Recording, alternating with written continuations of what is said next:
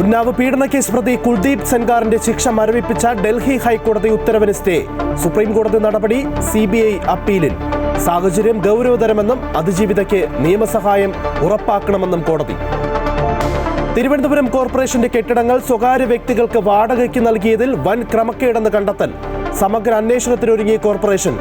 MLA ഹോസ്റ്റലിൽ മുറിയുള്ളപ്പോൾ corporation കെട്ടിടത്തിൽ പ്രശാന്തിന്റെ office എന്തിനെന്ന് KS ശബരിനാഥൻ. BJPയുടെ ബുൾഡോസർ രാജിന്റെ കേരളത്തിലെ തുടക്കമെന്ന് VK പ്രശാന്ത്.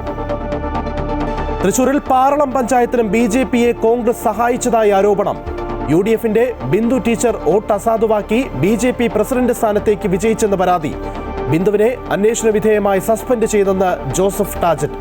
കൂറുമാറ്റം കോൺഗ്രസിനെ ബാധിച്ച മഹാവ്യാധിയെന്ന് ബിനോയ് വിശ്വം. കോഴിക്കോട് കുഴിയിൽ വീണ് കാൽനട യാത്രികന് ദാരുണാന്ത്യം. മരിച്ചത് വല്യാപ്പിള്ളി സ്വദേശി മൂസ. അന്ത്യം റോഡ് നിർമ്മാണത്തിനായി കുഴിച്ച കലുങ്കിൽ വീണ്. ആന്ധ്ര വിശാഖപട്ടണത്തിന് സമീപം ടാറ്റ നഗർ എറണാകുളം എക്സ്പ്രസ് ട്രെയിന് തീപിടിച്ച് ഒരാൾ മരിച്ചു.